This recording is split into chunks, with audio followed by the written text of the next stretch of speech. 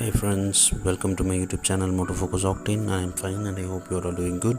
Today we can look into the 5 most important parameters that need to be checked before buying a pre-owned car. The first one is the vehicle's condition. With respect to vehicle condition, the most priority check must be the health of the engine. And then we have to check the transmission noises at the full load capacity of the vehicle. And then we have to check the tire quality and then the brake quality. The second one is the maintenance records. Actually, the maintenance record gives a detailed history of the car's care and repair. It is a proof of the vehicle's reliability and how diligently the previous owner has maintained it. The third one is the registration certificate, which is issued by the RTO, who verifies the vehicle's registration detail.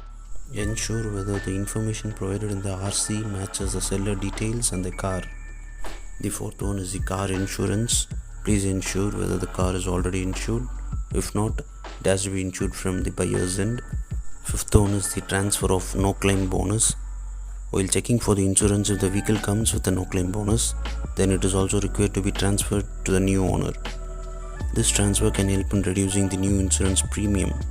Thank you friends, hope this will be useful to you. Please subscribe my channel Motofocus Octane.